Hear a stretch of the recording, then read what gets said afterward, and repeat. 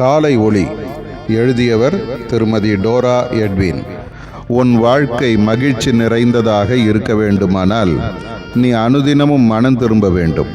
ஒரு வண்டியை ஓட்டுகிறவன் எப்படி அந்த வண்டியை தொடர்ந்து கண்காணிப்புடன் ஓட்டுகிறானோ அதுபோல உன் வாழ்க்கையும் அதிக கவனத்துடன் நடத்தப்படட்டும். மனம் திரும்புதல் பரலோகத்தை மகிழ்ச்சியாக்கும். முன்னோடியான யோவான் ஸ்நானகன் பிரசங்கித்தது என்ன?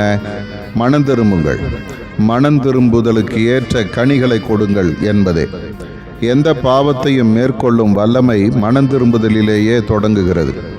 பரிசுத்த ஆவியானவரின் பூரண கட்டுப்பாடு உனக்கு தேவைப்படுகிறது. என் அமர்ந்த மெல்லிய சத்தம் உன் மனசாட்சியை உயிர்ப்பிக்கட்டும். விசுவாசத்தின் இரகசியத்தை சுத்த மனசாட்சியில காத்துக்கொள். சிறிய காரியங்களிலும் உண்மையும் உத்தமும் தேவைப்படுகிறது. உன் வேத தியானம், உன் ஜெப நேரங்கள், நீ பேசும் வார்த்தைகள், உன் எண்ண அலைகள், உன் நடை உடை பாவனைகள், உன் கொடுக்கல் வாங்கலில் நீ கையாளும் முறைகள், உன் பணம் நேரம் இவற்றை நீ செலவிடும் விதம், உன் தூக்கம் உணவு பழக்கங்கள் எல்லாவற்றிலும் அதிக கவனமும் ஜாக்கிரதையும் தேவைப்படுகிறது. உன் இருதயத்தை சுத்தமாக்கு, அதில் நான் வாசமாயிருக்கிறேன்.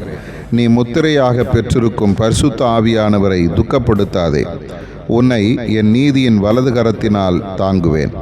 ஆதார வசனம்: இயேசு கலிலேயாவிலே வந்து மனம் திரும்பி சுவிசேஷத்தை விசுவாசியுங்கள் என்றார். மார்க்கு 1:15.